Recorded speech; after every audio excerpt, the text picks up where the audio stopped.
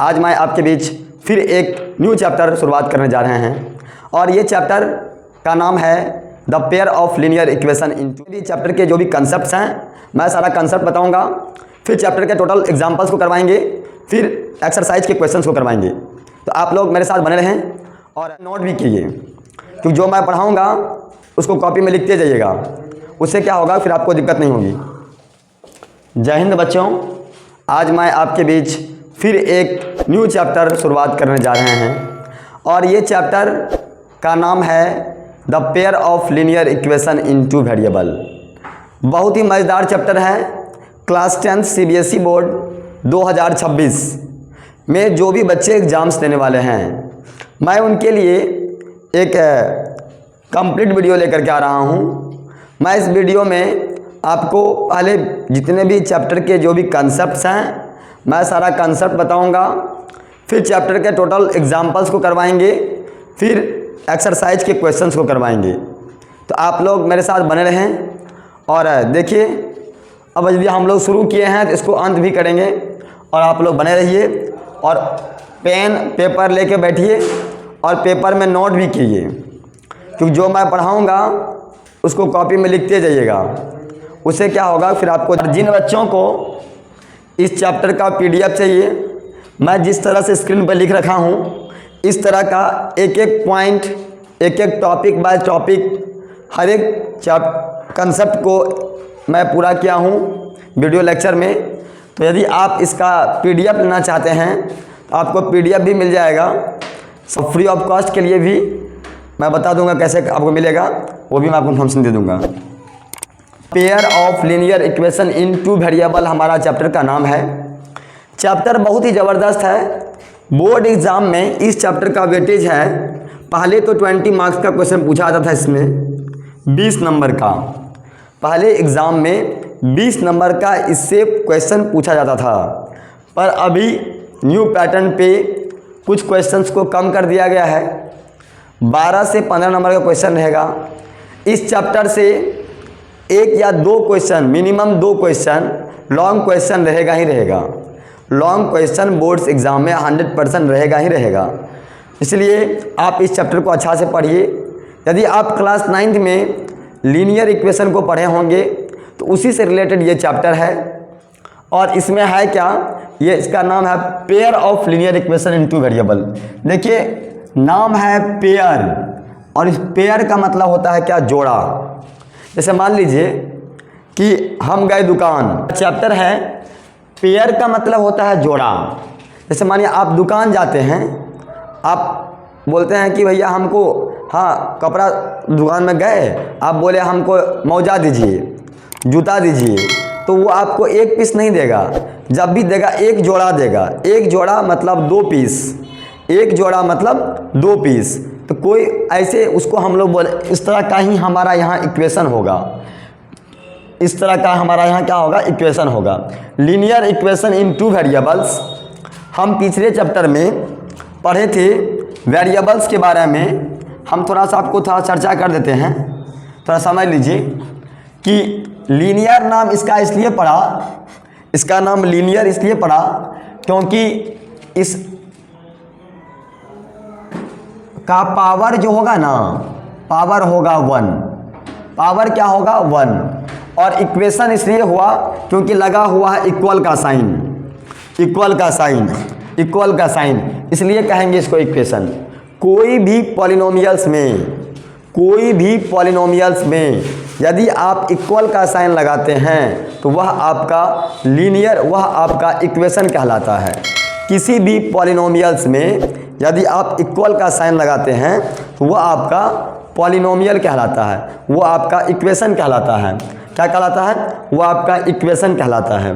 जैसा कि आप यहाँ देख रहे हैं 1/2x - 1/y बराबर -1, ये इक्वल लग गया, ये बन गया इक्वेशन, तो नाम हो गया इसका इक्वेशन। इन टू वेरिएबल बोला गया इसीलिए, वेरिएबल कहने का मतलब होता है क्या,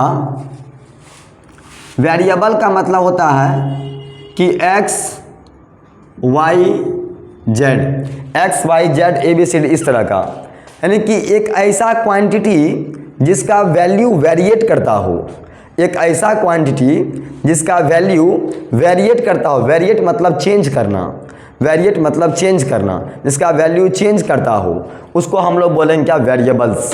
जैसे मान लीजिए कि हम लोग के पास ये एक हेडफोन है और इस हेडफोन का प्राइस आज मान लीजिए इसका प्राइस है 2000 रुपया, तो क्या सब दिन 2000 ही रहेगा? ऐसा कोई ज़रूरी नहीं है। हो सकता है या तो डिक्रीज करे या तो इंक्रीज करे, या तो बढ़े या तो घटे, कुछ भी हो सकता है।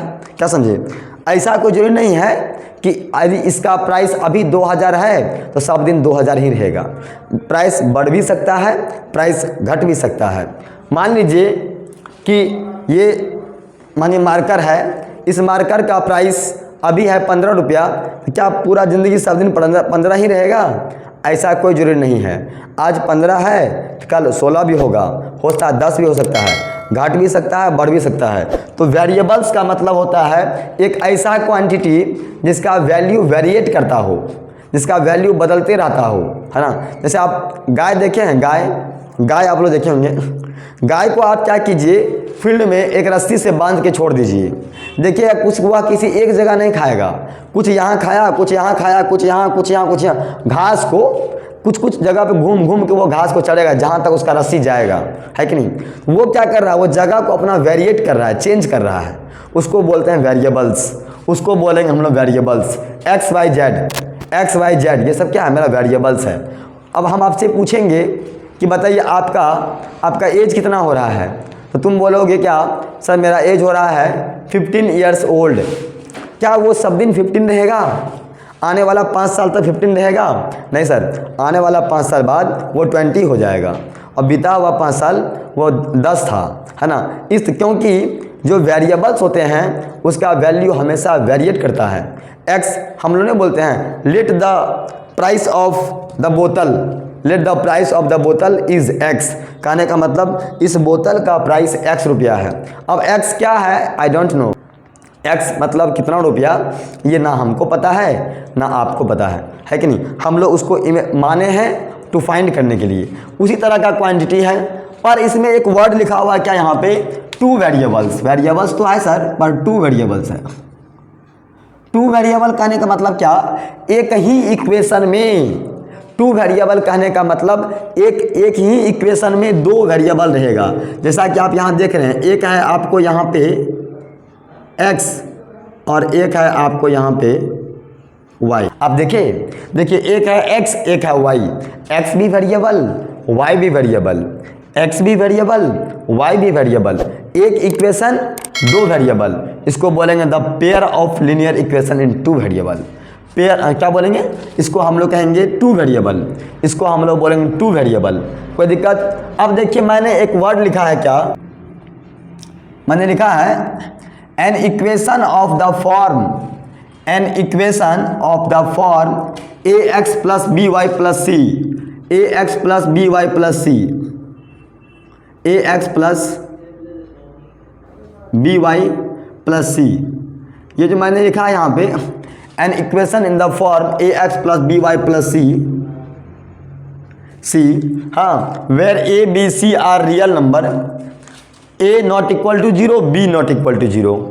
याद रखिएगा हमेशा कि कभी भी यदि हम इक्वेशन को इसके फॉर्म में लिखेंगे, किस फॉर्म में, A x plus B Y plus C के फॉर्म में लिखते हैं, ए x plus B Y plus सी बराबर 0 के फॉर्म में लिखते हैं, तो हम लोग उसको कहेंगे लीनियर इक्वेशन इन 2 वेरिएबल। इसलिए हुआ क्योंकि इसमें एक x है और एक y है, एक x वेरिएबल और एक y वेरिएबल, पर दोनों का पावर कितना है, पावर यहाँ पे 1, यहाँ पावर कितना 1। पावर होगा 1 तो कहलाएगा लीनियर, पावर होगा 1 तो कहलाएगा लीनियर, है ना। और वेरिएबल की संख्या 2 तो हो जाएगा 2 वेरिएबल, वेरिएबल की संख्या 2 तो कहलाएगा 2 वेरिएबल्स।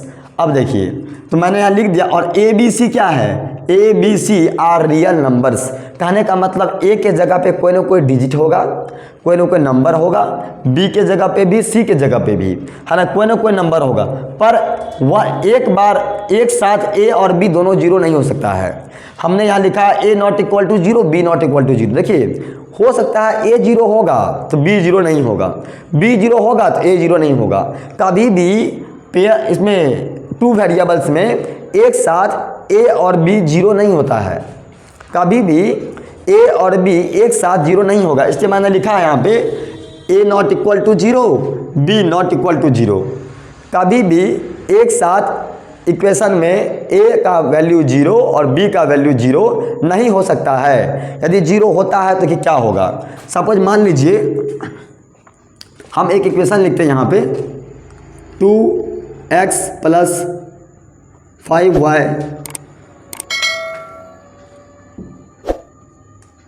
प्लस 3 बराबर 0 कर दिए।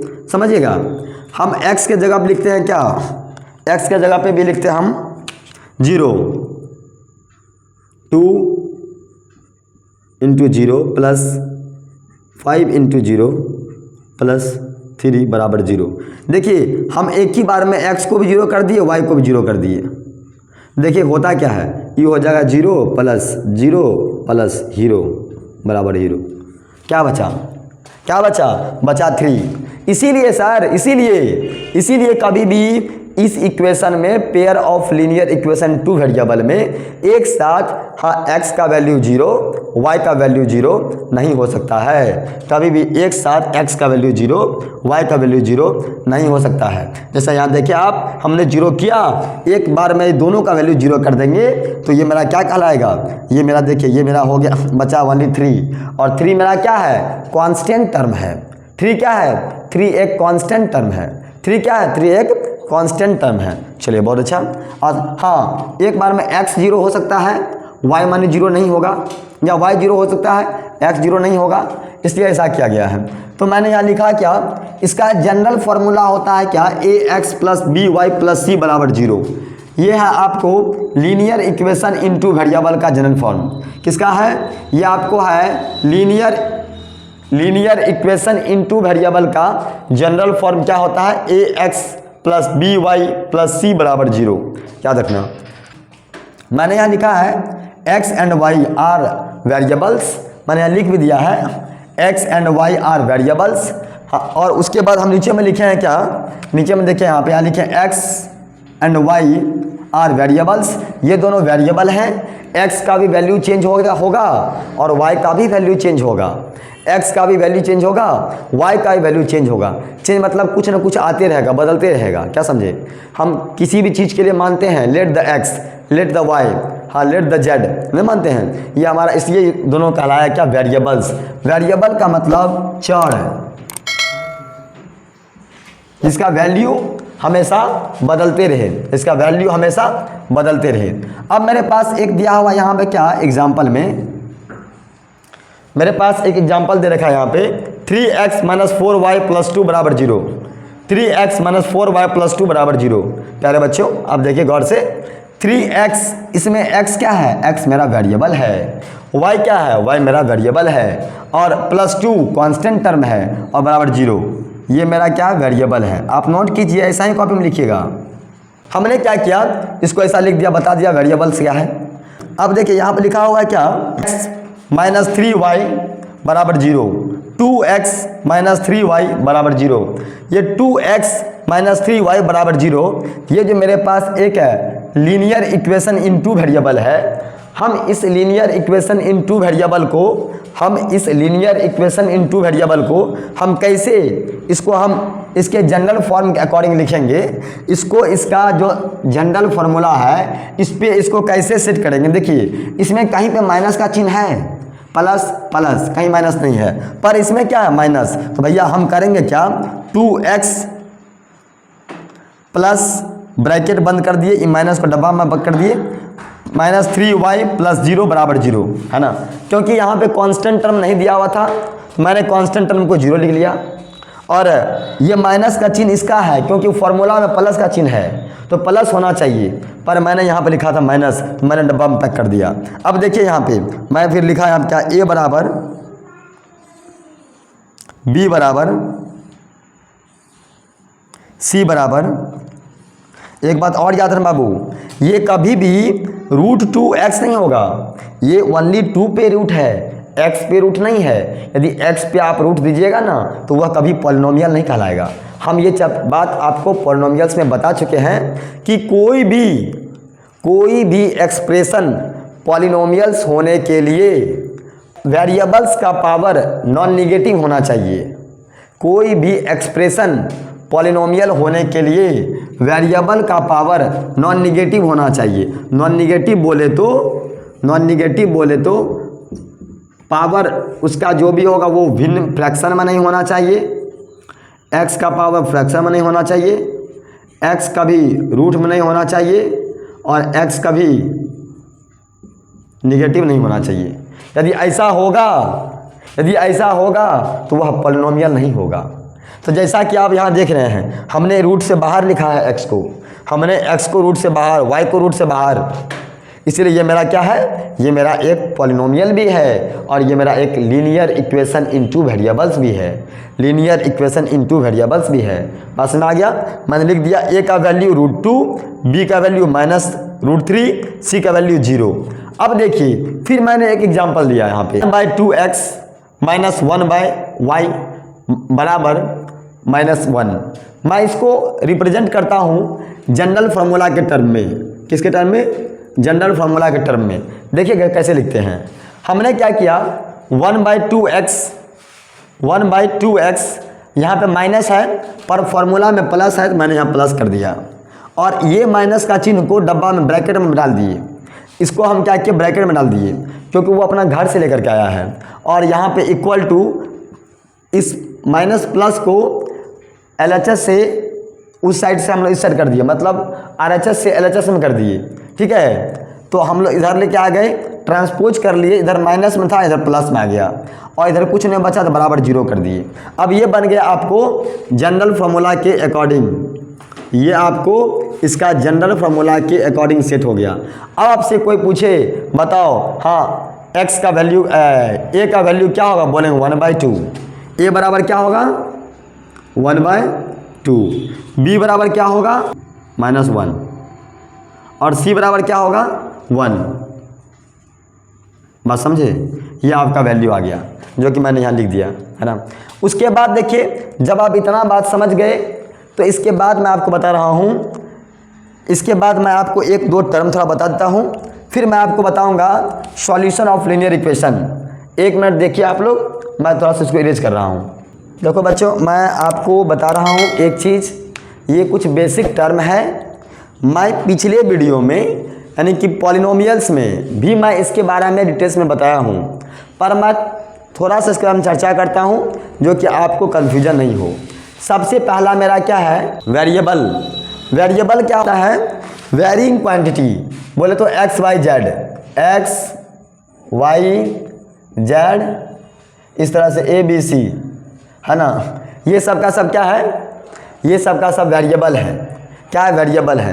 कांस्टेंट क्या है, कांस्टेंट एक ऐसा है जिसका वैल्यू फिक्स रहता हो, जिसका वैल्यू बदलता नहीं है। जैसे माने हम लिखते हैं 5 रुपया, 10 रुपया, 20 रुपया, 50 रुपया, 500 रुपया, 5000 रुपया, है ना। ऐसा कुछ भी ले लीजिए, इसका वैल्यू चेंज नहीं होगा।